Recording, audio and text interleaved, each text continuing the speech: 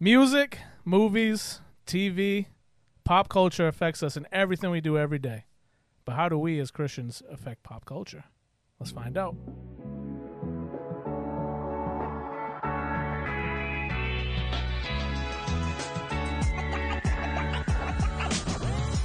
Hey, what's going on? Welcome back to another episode of the Not Safer Sunday podcast. I'm Josh, and if you look to your right, my right, that booth is packed. Packed. That booth is packed. Some sardines back here. Looks like a clown car. Welcome back to the booth, Spencer, Wizard Kelly, Barrowman. Wizard Kelly, What's up, clap brother? track, clap track. That's really good. Thank you guys. Good to be back. We missed you, buddy. We missed you. Missed you. A lot of things are new around here. New chairs, new faces. Yeah, I know. What's new with you? You got some new stuff going on too, man. What's up? Yes, enlisted in the military. Wow, good for you, Yeah, man. National Guard. Thank you. Bang, bang, bang, bang. Thank you. Congratulations. 21 gun salute. You could have shot guns another way. You didn't have to join the military to shoot guns. It's the most affordable way to do it. That's now, true. Now you're talking. That's true. Smart. He's always like 4 steps ahead. I feel Yeah, like. Spencer's on a Great. whole nother level, dude. Jake, what's up? Jake is back. Not much. Good to be back, guys. The lighting specialist, Jake, camera angle extraordinaire. What's up, dude? Not much. Just getting acclimated with the third baby. Yeah, He told me she's already walking. that's what I heard. She already flipped over on her stomach. Oh, She's that doing was what it flips. was. Wow. But she was wrapped up completely, so now we can't swaddle her. Oh, If that no. makes any Dangerous. sense. Yeah. This girl's like 2 weeks old, dude. Yeah. 1 month. It's crazy. 1 month on Monday. Oh, man. She's like Connie. She bounces quick. She bounces back quick, dude. They're I'm on in to the trouble. next thing. Yeah, watch out. Three pairs She'll of be nails. packing her bags, moving out next I'm week, going to need dude. to do some more cars on the side. 3 nails and manicures and pedicures to pay for. Oh, man. my All at goodness. once. Dangerous. Johnny Digital. What's up, Johnny? That's Captain That's Digital Captain to you. Digital. He don't have the Yeah, hat. Right, bud. I do not take his title as captain without the hat. So Oh, man. He's back to Johnny. he's just Johnny. He's just Johnny Digital. You're always captain in my heart, John. I appreciate it.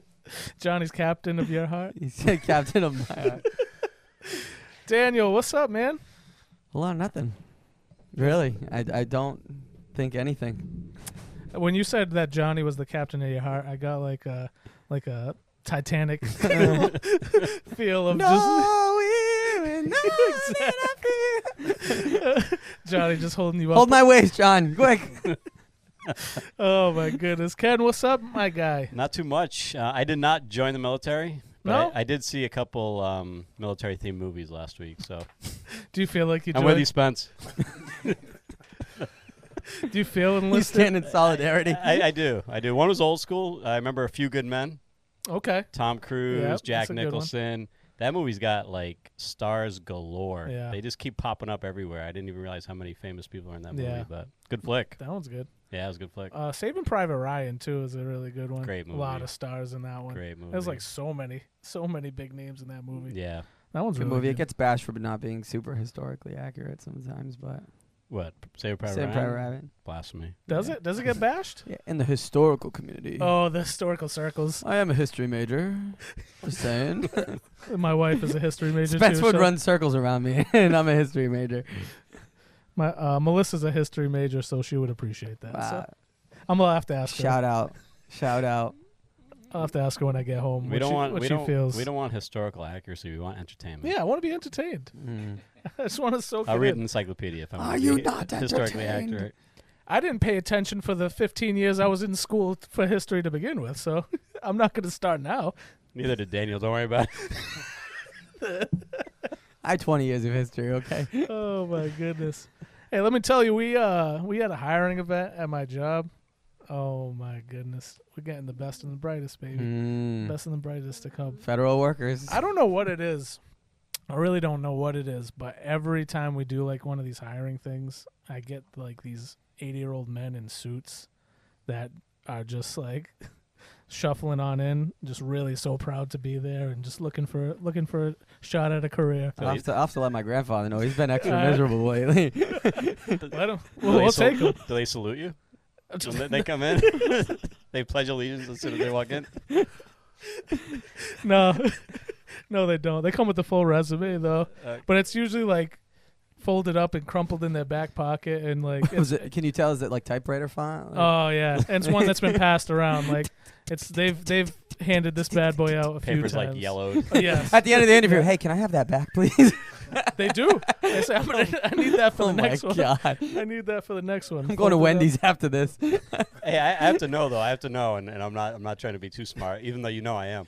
Here A we couple go. episodes ago, you were afraid you were going to lose your job, Yeah. and that Elon Musk was going to shut you Yeah. all down, and you're Yeah. doing a hiring event. Yep. Can that's you right. make sense of that for me, please? Yes, I can. They had a great quarter. This is what I'll tell you. And they made their first profit ever. Now they can hire double the staff. We got to go negative again. Please. Back in the red, baby. We have to lose the money. Back in the red. Back in the red, baby. Let's do it. No, the thing is, Elon has no power here. You have no power here. You have no power here. These aren't the jobs you're looking for.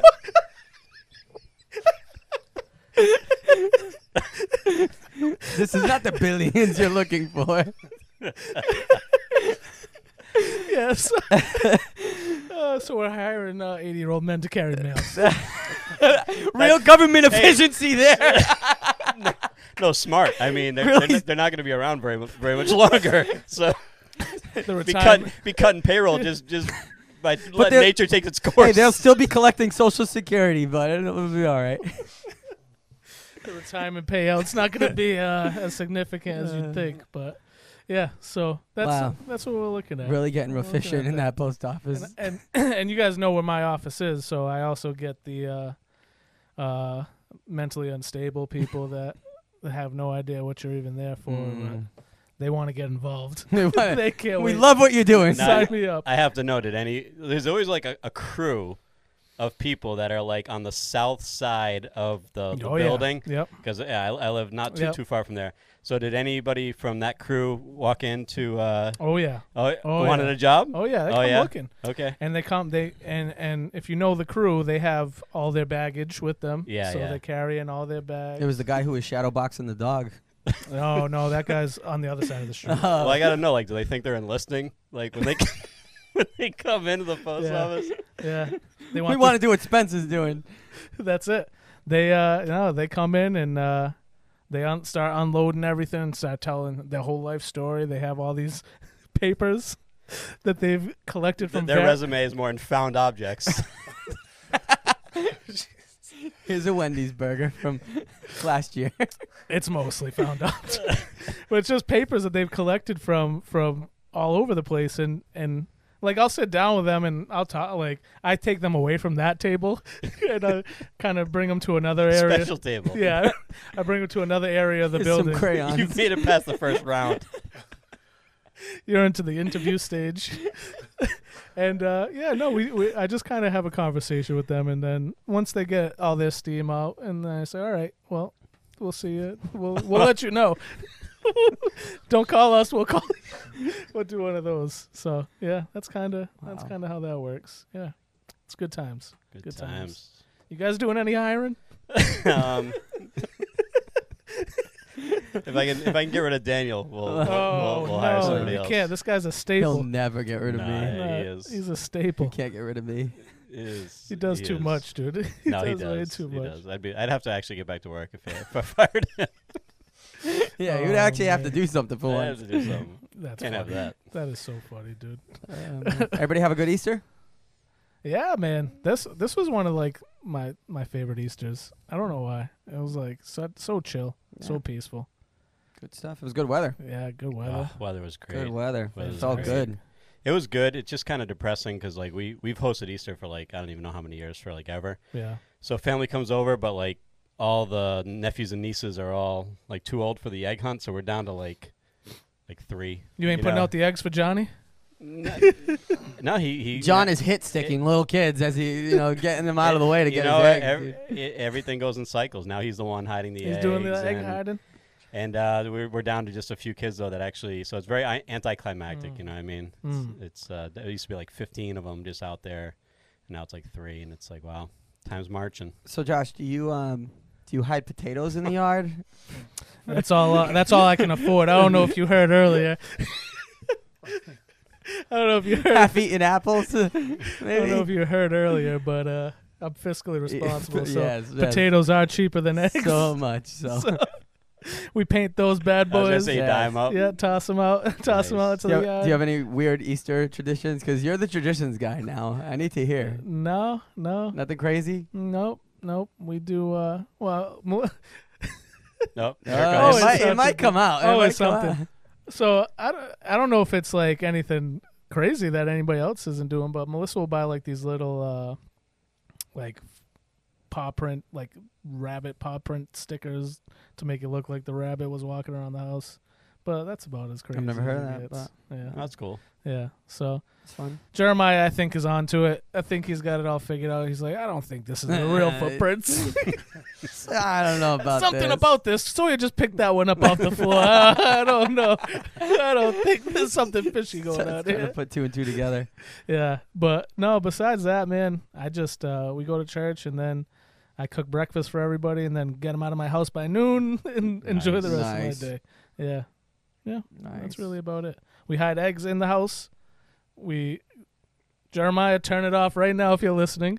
We hide eggs in the house. And then when we leave, we hide some outside so that way when we get back from church, he can look outside. Nice. So, All right. yeah, Nice. that's what we do in my house. Sweet. Yeah. How about you, Jake? You got some kids? Yeah. They enjoyed the Easter egg hunt through the church. They said like I think about 300 kids were there. Oh Um, yeah! Shout out to Quite a the few, yeah. the CFC Easter egg hunt. 161 kids. Okay. Yeah, It was a 161 straight line. kids. 300 Easter egg kids hunt. signed up. So all the kids got eggs, but they had to stay in a straight line. Oh yeah, no, it was wild. dude. Damien was was like a little vultures. upset. He wanted to actually look for the eggs and not go in a straight line and get yeah. the eggs. But I liked how it was. So Yeah. yeah.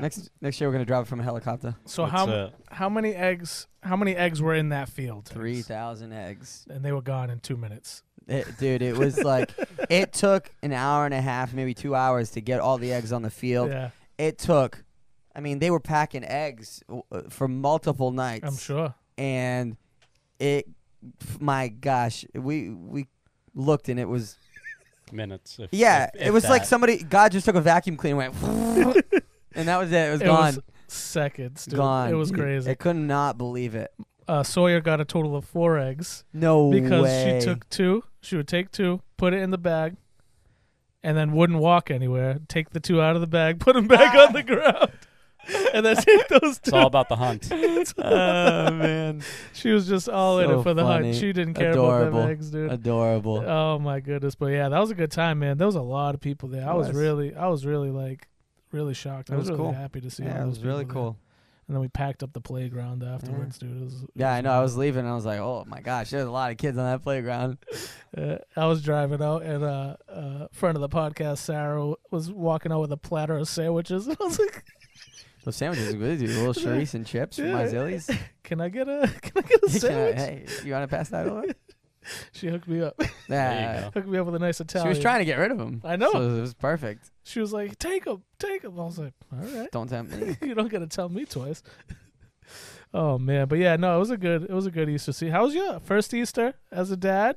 First Easter as a dad. I mean, it's great. I mean, she doesn't conceptually Yeah. understand anything yet, but it's just the best. She I was mean, looking cute. everything is just better. Yeah, Everything's better. Like even that normal crazy? things are just better for no reason. It's Yeah. just for every reason, I guess. But it's just like, even though she can't understand anything or she can't like enjoy it, it's just you just, I don't know. It's like that childlike yeah, excitement comes back to you. You know, that's exactly it. it's crazy. Oh, wait for Christmas. She's gonna be like what, like 15 months? Yeah. That's like prime. That's like a prime beginning of understanding, getting Yeah. into it, enjoying just the colors, the paper, Mhm. the gifts. You Yeah. know. That's gonna be fantastic. Yeah. Fantastic. She discovered her tongue today. She's been like, Oh yeah.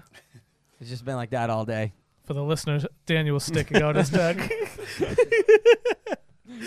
Went silent there for a couple seconds. waving his People head like, around. Oh man. watch on YouTube. Yeah, check us out on YouTube. Oh, speaking of YouTube, Speaking of YouTube, Hey, we passed 100 subs on YouTube. That's I it. Thank you know. for liking and subscribing. clap track. You're listening to all Ken's prompting That's of it. Josh prompting you to subscribe. Listen to Ken prompt Josh too. So here's the thing. I'm a great delegator. I've learned that in my You life. take after Ken. So I'm gonna delegate this to Jake. Jake, tell the people where they can find us. Oh, you can find us on social media. You can find us on Spotify, YouTube, TikTok. Yeah. So just come and get us. And Derek Fisher, hit up the pod. And if they go to YouTube, what should they do once they get to YouTube, Jake? Oh, you become the 101 subscriber. Well, if you did it right Jake now, didn't even subscribe until last week. This guy. I was Literally already on the podcast for a 2 month. weeks. Yeah, and I heard the 100 subscriber gets some sort of prize. So I was like, am I subscribed? And I looked and I wasn't. So I'm like, oh man, I'm 101. Yeah, you blew it. Number 100 got a prize. Yeah. yeah. Shout out, friend of the pod, Erica Coelho. She subbed today. Oh, As we there record we this, go. it'll be a couple weeks until it airs. But That girl. friend of the pod, Erica, she's a Nice. faithful listener. And who's our top commenter? Oh, listen, Oh. we got a guy driving Come engagement. on. We got somebody driving engagement. Papa Lou. Papa Lou. Brother Lou. Papa Lou. I know him as Brother Lou. He was Brother Lou to me. That's how I started too. But Yeah. relationships change. He's Now he's Daddy Lou. now, he's Daddy now you Lou. gotta call him Daddy. I'm sorry, Lou. I'm sorry. Not like I'm that, sorry, though. Pastor Louie. That's how I Yeah, knew him. I know. Yeah, he was like by the time I got to CFC New Bedford, I was helping with. He was doing the youth ministry, like Sunday school and stuff like that. So I was helping him with that. So that's how I got to know him. Great But man. Great yeah, man. no, great guy, great definitely guy. the best. We appreciate your feedback and input and all the engagement that you're giving us. So. He just dropped 15 comments since we mentioned his name, guaranteed. I love it. I love it. I love it. Oh man, but this Easter season, I kind of I noticed something that I really haven't noticed before, and really it was a lot of how pop culture, like relevant, it seemed Christianity has gotten in the past. Like, and I don't know, maybe it was just out of nowhere, maybe it was purposeful, but I went to take Jeremiah to see a movie. It was I think Dogman, and we didn't even get to see the movie because the theater, like, somebody hit a transformer outside the theater. Okay. Oh, The whole jeez. mall shut down. It was crazy. But we got through the previews, and one of the previews was for was it Charles Dickens, King of Kings, I think. King of Kings. Yeah. Yeah, King of Kings, and like I was like, okay, I haven't seen anything like this in a while. I haven't seen something like this, and to really put it in right front and center and in the middle of the previews, I haven't seen anything like that. And then shortly after that, I saw that the new season of Chosen was live in theaters, and I think we talked about that a bit, but I don't think you guys haven't seen that show, right? Not really. No, I No. haven't seen that show. Yeah. No, but there's a lot of positive feedback I see. Yeah, for sure. You guys in the booth, you see Chosen? No. No. Yeah. See House of David though. You seen House of? Oh yeah, that's the other one. House And of David's I've seen out. that as well. Yeah, House of David's out right now too. So there's a lot of this. It's all on Prime, right? Is it on House of Prime? David's on Prime. Yeah, Chosen's on Prime too. Chosen's on Prime. Yeah, Okay. Chosen's on Prime too. But they did like this special release just for the theaters, like before it actually gets released Wow. on Prime. So I thought that was cool, and it really made me think, like, how are we having a cultural shift into Christianity being more mainstream, and what is the impact that not only is pop culture having on Christianity, because we'll talk about that a little bit, but the kind of impact that Christianity is having on pop culture, and maybe even to a point where we haven't even realized it for a while. So that was kind of what we wanted to talk about tonight. So so as far as that goes, are you guys noticing the same thing that I'm noticing? Yeah, I think I definitely think there's a lot more faith-based movies, biblically inspired movies, or movies that are made by, I guess, what you might call like Christian production companies. Yeah. It's interesting because, like, it seems like Hollywood. I actually think there's a lot that goes into it, and I'll explain, and not all at once because it would probably take too long, but as we go. But I think Hollywood's been pretty slow to ride that wave. I mean, obviously, it always comes down for Hollywood. It comes down to dollars. It's a for-profit business. They make movies, that supposedly are supposed to entertain, but at the end of the day, it comes down to making money. Right. And faith based and family centric movies are always huge sellers, but they're not always so pushed by Hollywood. Yeah. You know what I mean? And the majority of movies that come out are R-rated and have elements that are not family centric or Right. conducive to families going out to the movies. And it's so interesting because that's their biggest base is families, yeah. And so it's just interesting that it's taken a little while to come around, but I've definitely noticed it.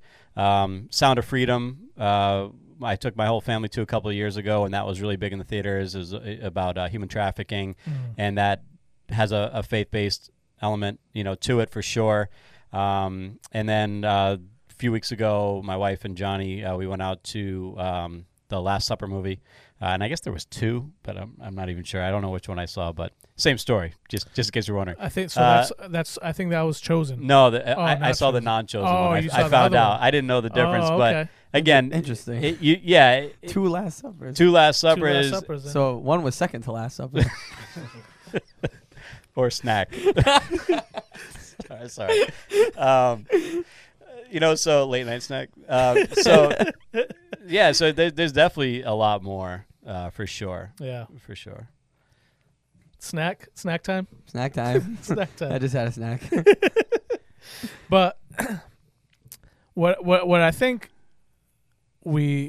is kind of less prevalent is because we talk about how we've talked about this before, how the culture or pop culture kind of impacts the world, impacts what Christianity does sometimes. Right. But I think one of the themes that we miss is how Christianity or religion in general kind of impacts pop culture, and especially when it comes to stuff like this, like movies and TV shows and things like that. Because if you think about this theme of good versus evil and stuff like that, you kind of, it feels like these directors and these story writers, these show writers, they're pulling a lot of that from the Bible. Yeah, I mean, we think of you got my guy right there, you got Sauron right there. Lord of the Rings is considered that's one of the it's one of the most Christian it's one of the most highly recognized Christian based movies, I think, of all time, and it's one of my favorite movies, one of the best movies of all time. Don't say that to Ken. Yes, but it's all right. I think this guy sees Christ in what's Ratatouille, and he can't even see it in Lord of the Rings. I wouldn't go that far, but okay, go ahead. You pull up any Disney movie, and you're like, I see Jesus in this. It's such a deeper meaning to unpack. Lord of the Rings, the deepest story, and he's like, it's too boring for me. It's such a good movie. Such a good movie. When you're talking rat, maybe that will help.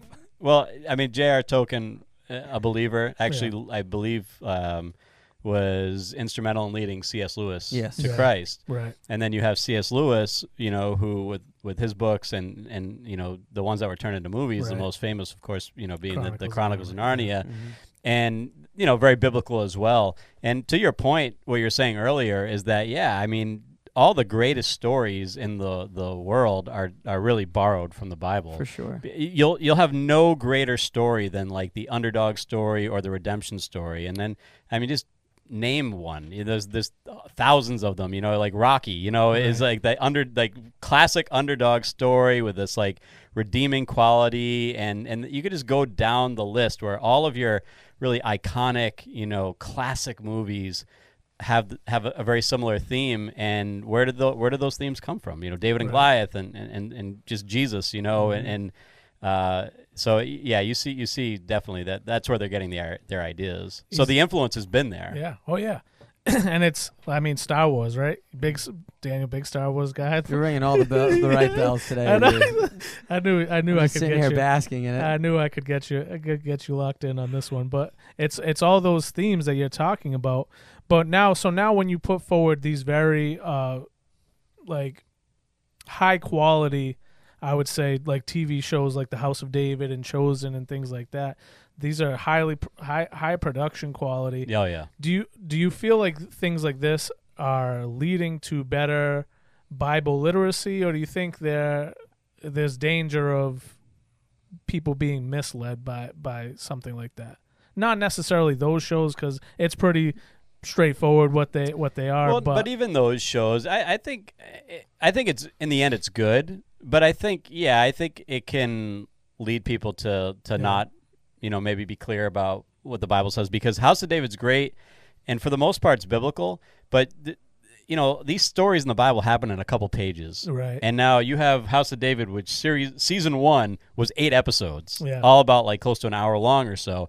How do you take what takes a few pages to read in the Bible? How do you make that into 8-hour-long episodes? So they fill it with certain, there's like creative license where they have some drama that's not in the Bible, but I guess could be inferred, as you read, the Bible, like, oh yeah, maybe he was like this because of this, so I think there could be some danger, because as I'm watching it, I'm like, not with a critical eye, but it's like, well, that's not really in the Bible, but just kind of taking a mental inventory. Yeah. But the important parts are there. You know what I mean? What drives the story, the important characters, and how it turns out.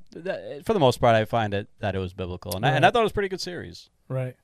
I've watched a little bit of the House of David, but I watched all of Chosen to this point, and I'll tell you, for me, having read through the Bible and seeing this show, it really helped me put a lot of the historical context that kind of I would miss as I'm reading, or historical understanding of the times, of like what it is that the Jews believed Christ to be. And they make it very clear, like in that show, that they expect this guy to come in and be a destroyer. Like he's gonna destroy the Roman Empire. He's gonna be a great leader of a great army and things like that. And when he comes and he's this very humble and meek man, and it's very disappointing to them. And just seeing how rigid like Jewish law was at the time, and how literal some of the things, like there's this an episode where I think they're going somewhere, and the Roman soldiers ask them to carry their stuff for them. And they asked them to carry it for a mile, because I think you preached on it one time. Like that was the maximum that they could require somebody to do that.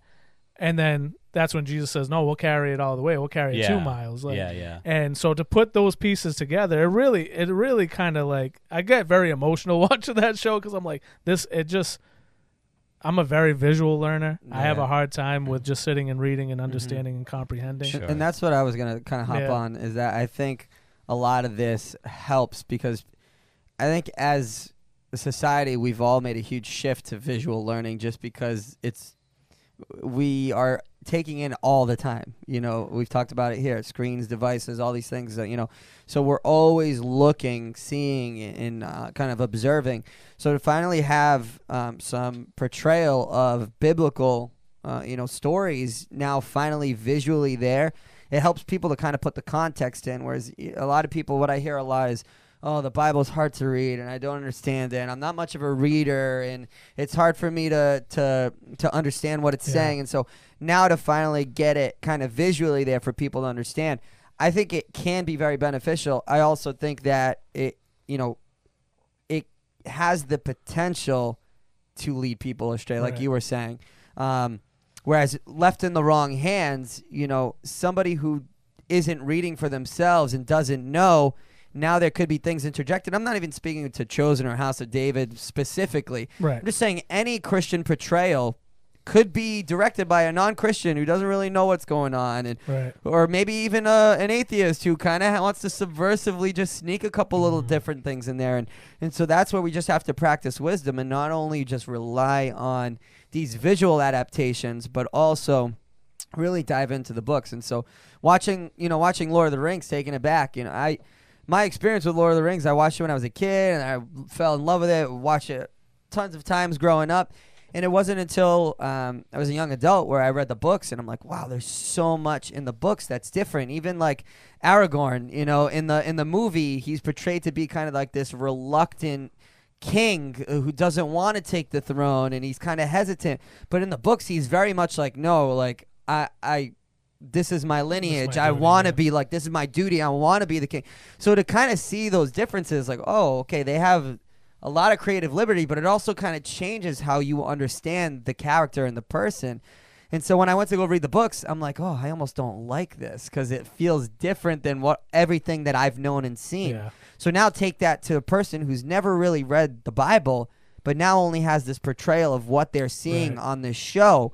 And now the Bible is a little bit different. Right. I don't know if I like that. Right. It doesn't feel right. It doesn't seem right. That's like, a good point. you know, so that's where it just, I think it has the potential to do a lot of good, and visually, and especially for Christians being represented, and for new believers, for non-believers to even get that and say, oh, like, wow, I see it now. I see what they mean. It's a great tool. But I think in the wrong hands, it can be abused for sure. I mean, I thought vegetables could talk for years. Yeah, no, that's. I was gonna get to that. I know we had to. That's a joke I had to throw in there. But just to illustrate Daniel's point, like a picture's worth 1,000 words, right? Yeah. Like, so we had our Good Friday service last week, and typically in our Good Friday service, we would mix music with readings. And then this year we're like, let's mix it up a little bit. Let's get more multimedia. And then so we only had a couple readings, and then we supplanted scenes from the Passion, graphic scenes from the Passion instead of the readings. And the response from people is just overwhelming. Overwhelming. Because you'll never know, you'll never see, you'll never understand truly what happened to Jesus just from, and they, you know, whipped him and scourged him and all these things, you know.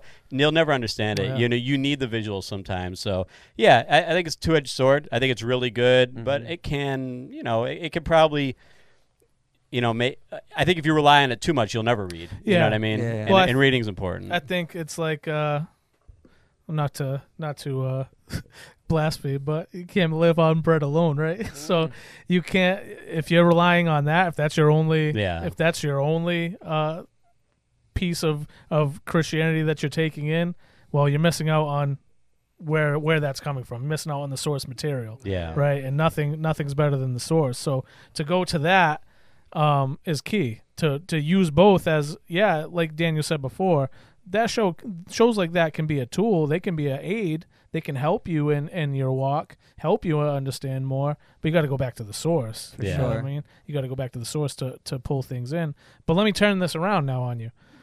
So now you have shows that'll get satirical about Christianity. You have shows like, I don't know if you guys have seen The Righteous Gemstones or South Park or anything like that. I know South Park for sure. So you got there's these shows. So like Righteous Gemstones is a HBO show that is about basically a mega church pastor and his family. Okay. And the shenanigans and basically all that wild stuff that that basically this family's partaking in, the stuff that they're doing and things like that. So at some point, is it a criticism of the church, or are we satirical, joking, jesting towards the religion itself? Because some of it is like, oh, this is something that we can read about the news. We talked about this for the mega churches and things like that. When we have the I already forgot what we called them, but moral failures. Yeah. You know what I mean? So you got a on that show, you got a guy that has committed some moral failures, cheats on his wife, and is doing other things, and gets video recorded doing it, and now they're using that as blackmail. In that show, you're saying? Yeah. Okay. So it's like, it's one of those things where it's, do we have to accept that as this is a kind of not an exact reflection, but a satirical reflection of things that are actually happening? I think it gets muddy because, like, truth be told, like way more than 90% of depictions of Christians and Christianity in Hollywood and the media is negative. And on purpose. On purpose, you know. Sure. So I think it's kind of hard to be objective and like dividing. Well, is this one good? Is this one not so good? Only because of what I just said, is that there's definitely in Hollywood. I mean, Hollywood is a cesspool of morality for sure, and so I wouldn't expect them, until, like we've been saying recently, there seems to be this push where they're kind of like opening the door a little bit, and probably because they finally are like, well, we can't keep this out forever because it makes money.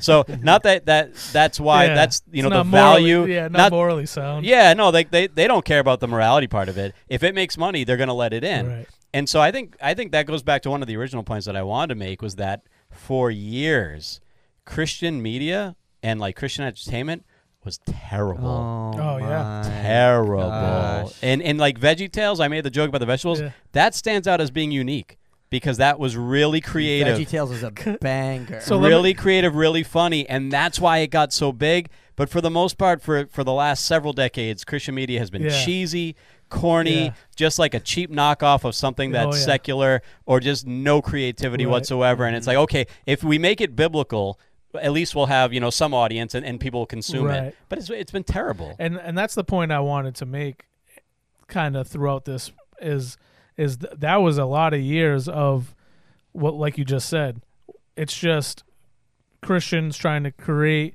or recreate something that the world has created, and then it comes off as super lame, super cheesy, and that was like for years, like you just said, for years that was what it was. Like before VeggieTales, I'm a little older than the VeggieTales time.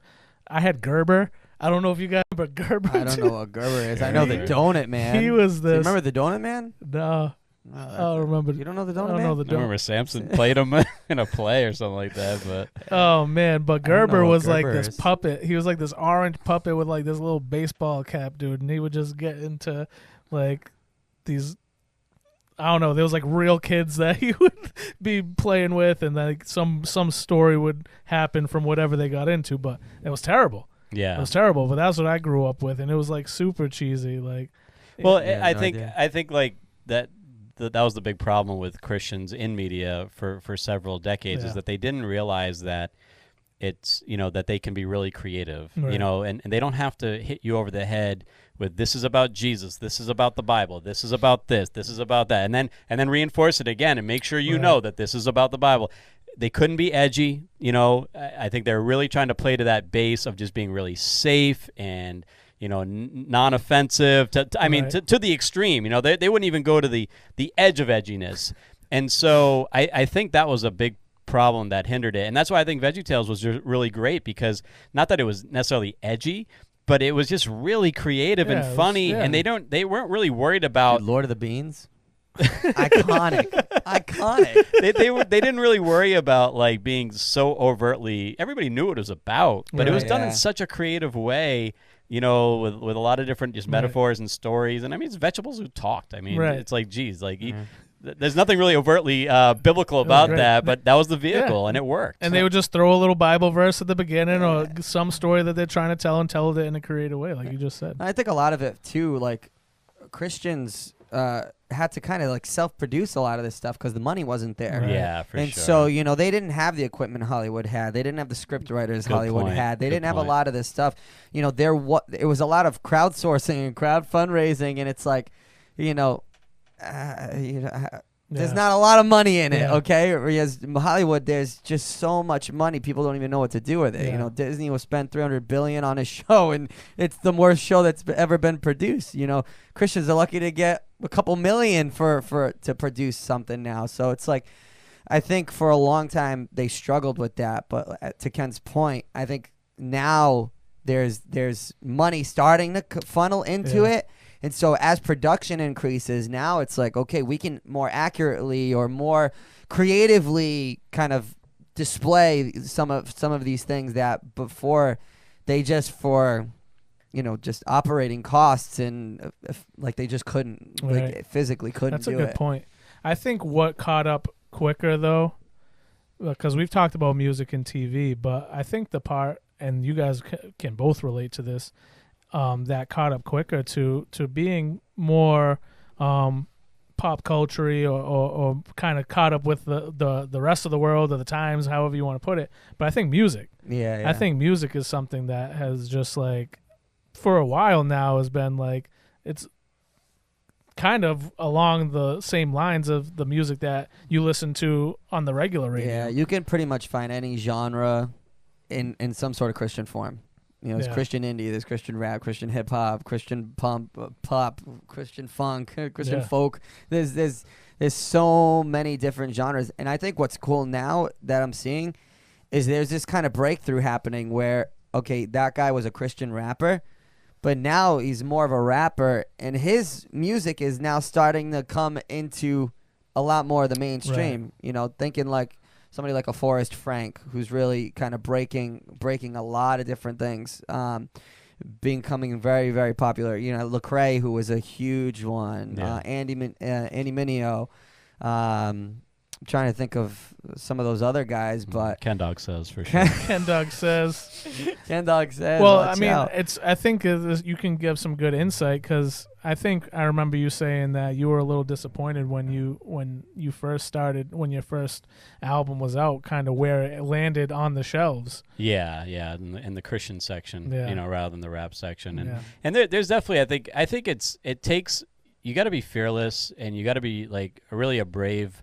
And you have to be like a pioneer, you know, when you're trying to break into a market that is already so flooded, and you're totally the minority, you know what I mean? Because maybe the subject matter you're talking about, you know, people don't understand it. People don't want to get behind it. So, like, I think about like a Lecrae, you know what I mean, who was really underground and just pushed his way into the mainstream, just kept coming up with really good, creative. Right. And I can even see that evolution in, like, myself, you know, I think in the beginning where I had a group, and we came out with an album or two, and I think I was always worried, you know, that it wouldn't sound like, you know, what was popular secular wise.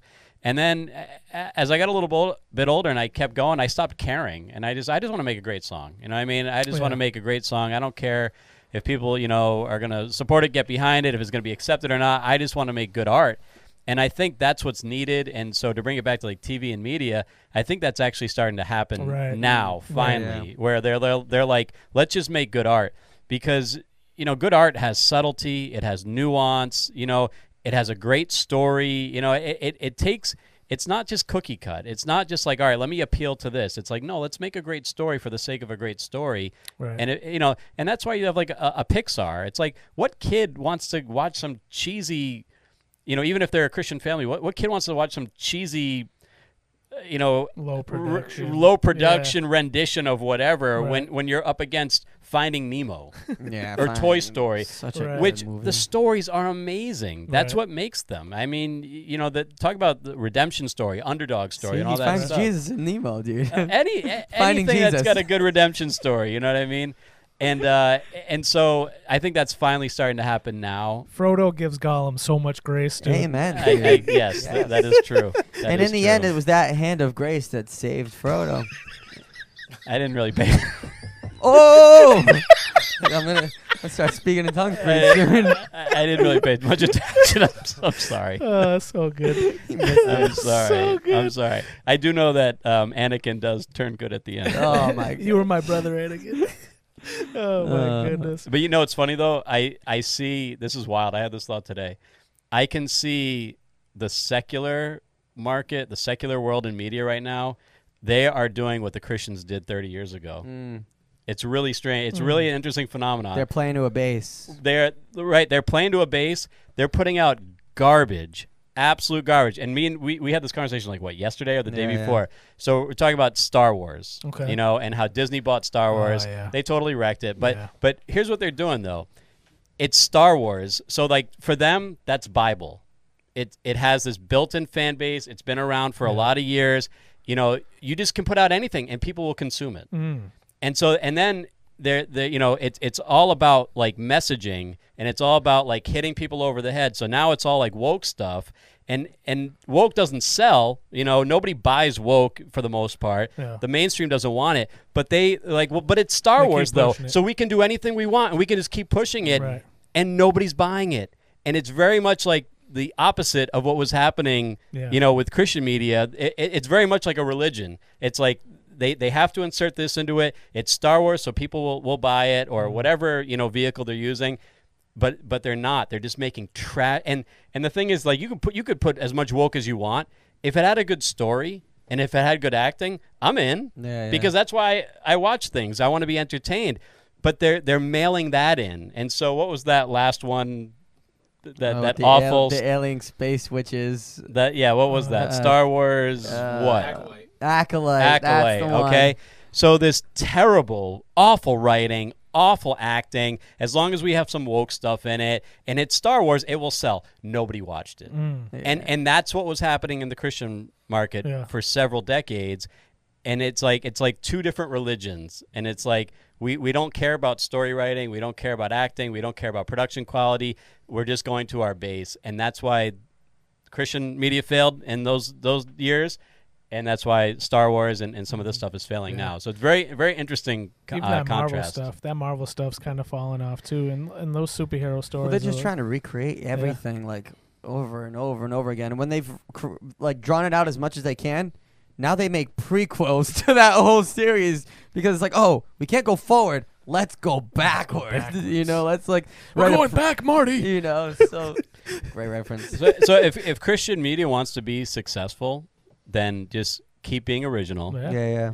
Great writing, great acting, great production quality. The money's starting to be there. Yeah, Hollywood is definitely opening the doors because, I mean, you have more Christian-based or family, or faith-based type of material and media now more than ever before, and people are consuming it. So the more money's rolling in, so it can continue. Just keeping original, keeping great. Like you were saying, I think music did a good job catching up and even starting to now, in some ways, lead pace in music in different forms.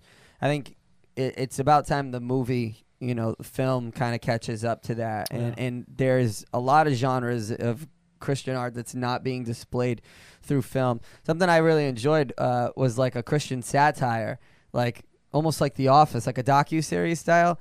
There's this channel on YouTube called The Promised Land, and they're kind of making like a satire version of The Exodus, where it's filmed in like The Office style.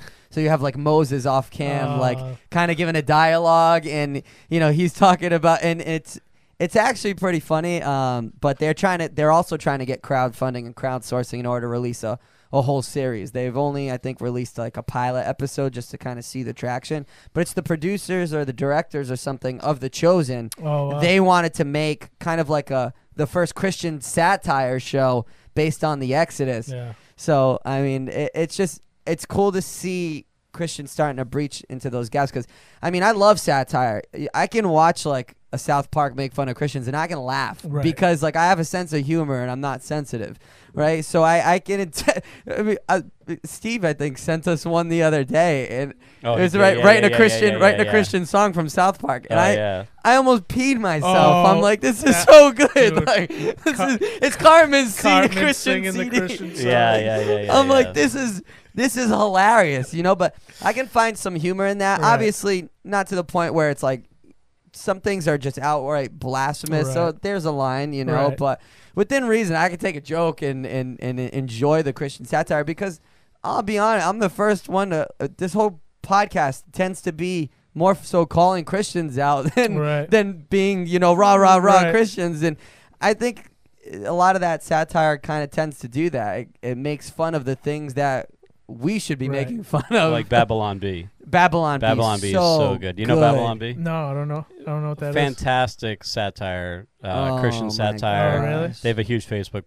presence, so look them up. They write like satire articles on news and in the current events. But a lot of it will be on like, it could be like on maybe mega pastors or like denominational stuff, and it's just really, really funny. It's really funny. So, and they've blown up so big that they kind of branch into like politics and other things like that. Oh yeah. And they'll just make fun of everybody. You know what I mean? It doesn't have, it's definitely, if anything, it maybe a slightly conservative bend, but not really, because they'll just make fun of the topic of the day, no matter who it is and what it might be.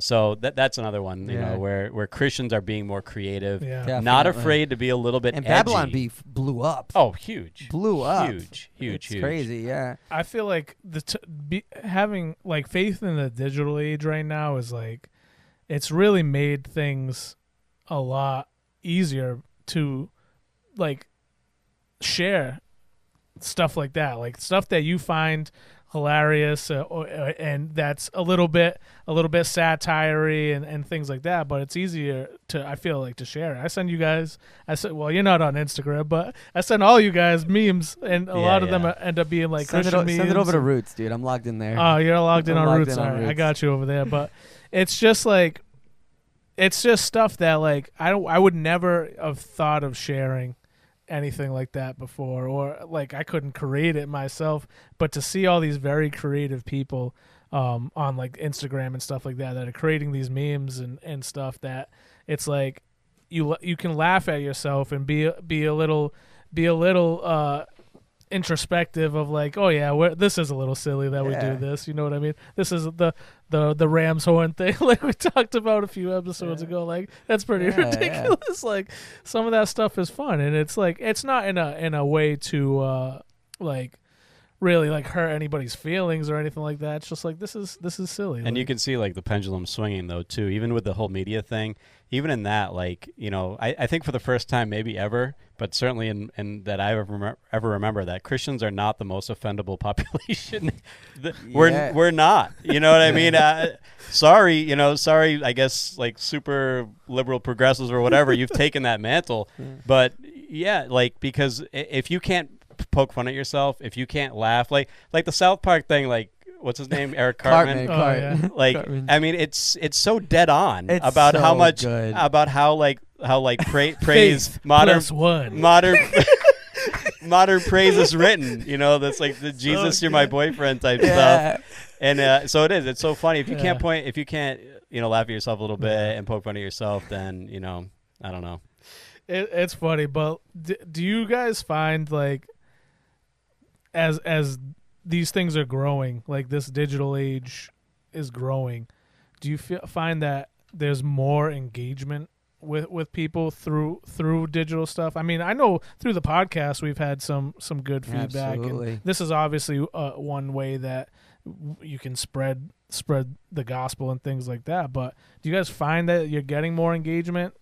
Oh yeah, 100%. Yeah. We always say, like, I mean, just for example, the live stream of a Sunday service, right? I mean, we call that the window into the church all the time, because, somebody can be just Joe Schmo passing by on your Facebook, and then somebody liked it, somebody shared it, and then it shows up somehow on their page, and now they're seeing a church down the road from them that they drive by every day that they thought was a Jehovah's Witness hall, and is now they're seeing it, and they're like, oh, wow, like this is pretty awesome. And then they'll watch for a few weeks, and before you know it, they're coming in the front door, and then they're sitting on the couch doing a podcast with us. You know what I mean? Right. So it's like that's just media is so interesting in that way that it gets shared. I mean, we were talking before the episode how a guy I have no idea somehow landed on my page sharing the YouTube of our latest episode, the dry Faith in the Funk, right? Yeah. Faith in the Dry Season. Some guy I have no idea landed on my page and dropped a comment, and I'm like, I don't even know what to do with this. So but it's always you getting. You the don't hate even comments. know. Yeah, hey, number one hater, gotta receive the number one hate. Oh, I get it, goodness. but but that, I think your reach is so broad, you don't even know the scope of which your posts or your things, like these videos and all this stuff can get shared so quickly. It can blow up so quickly. It just really is incredible. Yeah. So I think it's a force for good and a force for evil in some senses. I think the biggest thing, and the thing that I love the most about it, is what used to feel like this was a trick to get people in the door. You know what I mean? Like a bait and switch. Hey, I don't know if you ever seen the meme of Steve Buscemi with the backwards hat and the skateboard. And, hey, what's up, other young guys or young kids or whatever? And then, but he's an old man. Like, he's clearly an old man. You're not hip. So I think that's where the shift has happened, is like the church and Christianity and things like that, where they would do those things like that. They would be cheesy, and then you'd realize, like, this isn't like. Nobody is wearing SpongeBob shirts, you know what I mean? But now it's like we've gotten comfortable. Like, I can continue to live in my own skin. Obviously not live the way that I used to live before I knew Christ, but I can still laugh at myself through Christian memes. I can still watch different movies and stuff like that. I can watch South Park and appreciate the humor in it, but not take it too far. And I still am a Christian. You know what I mean? I'm still a follower of Christ. I still believe in the Bible and all that. And I think that's the biggest shift that I've noticed is like it doesn't feel like we're putting on a facade anymore. We are real people. As we talked about, that's a part of the reason why we started this podcast, right? We are real people that are just living this life.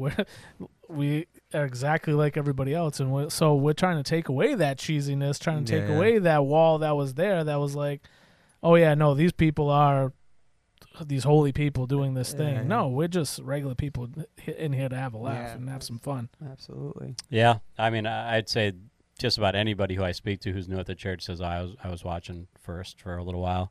You know, like on social media, you know, watching the services that we live stream, and you know, how do we not embrace, you know, just another way just to share the gospel or just to be seen, you know what I mean? Right. And my goal, my heart would be that if when they walk into the door, they see exactly what they saw or could perceive through a screen. You know what I mean? It's not a facade, it's not a show.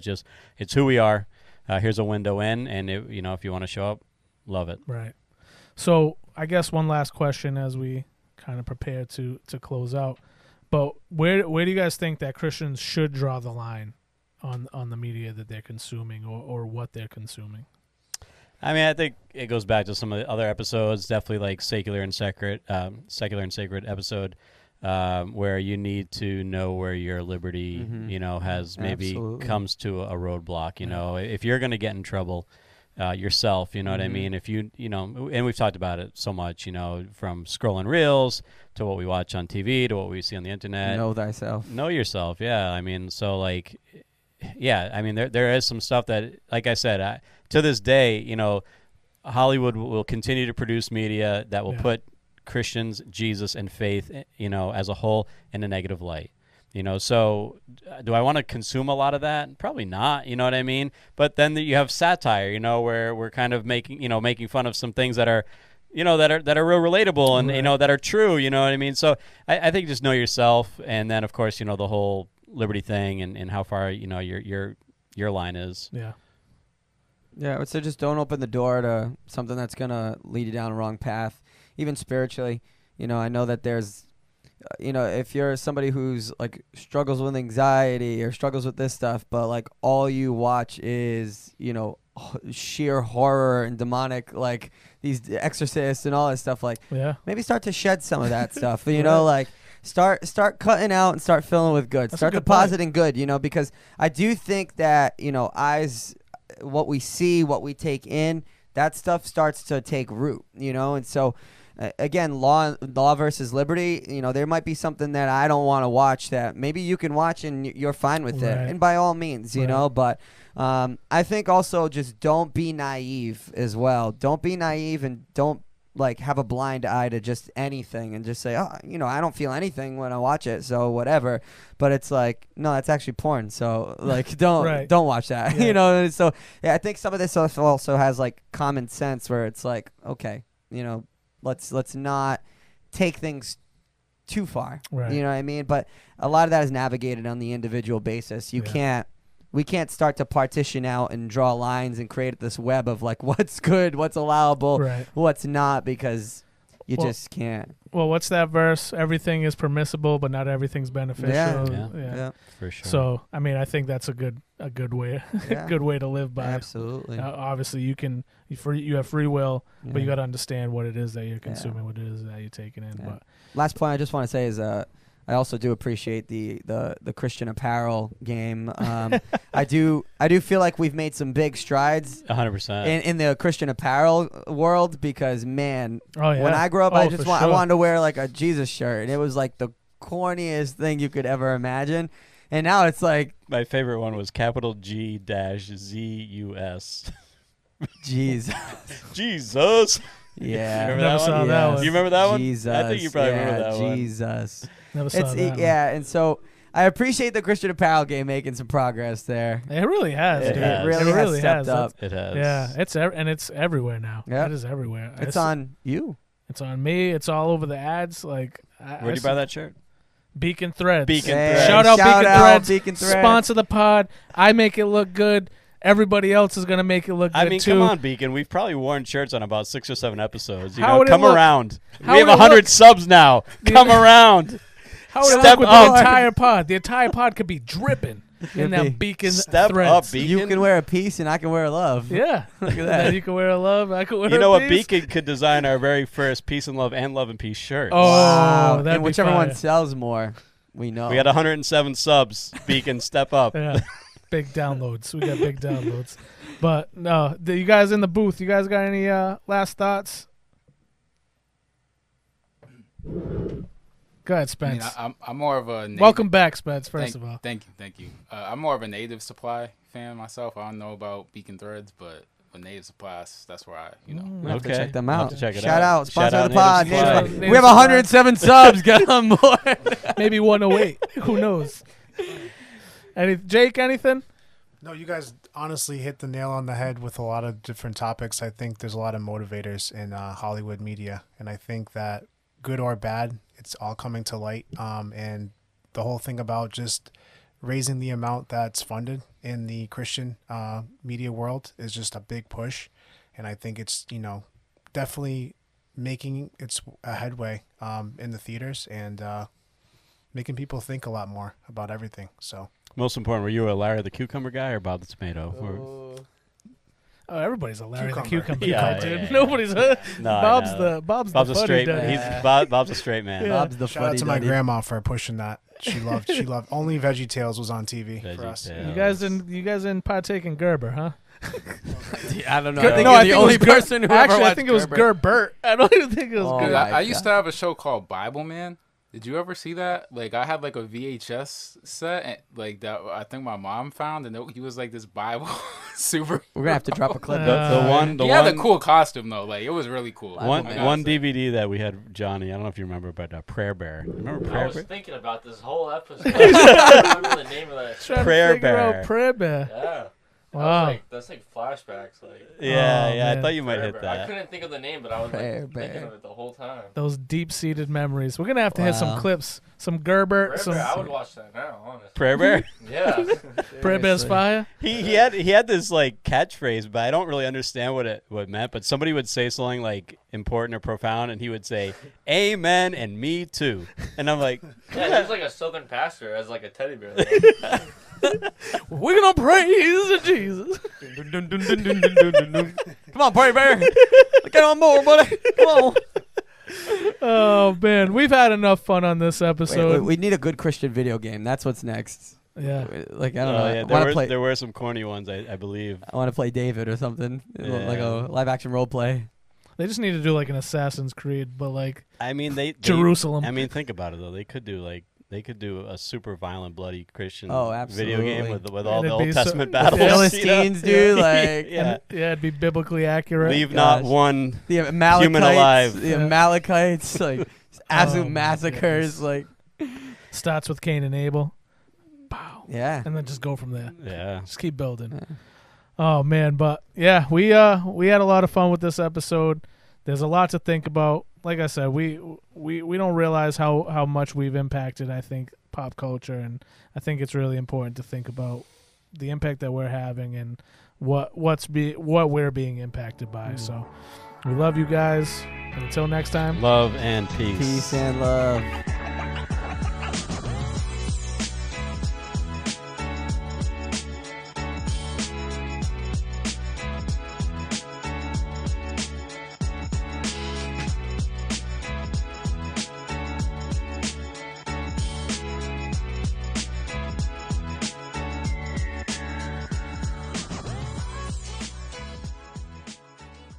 The Not Safe for Sunday podcast was recorded in the loft. You can find us on social media at NSFS Podcast. Audio editing by Spencer Barrowman. Video editing by John Walsh. If you'd like to join us for a Sunday service, you can find us at Conquerors for Christ Church, located at 972 Reed Road in North Dartmouth, Massachusetts.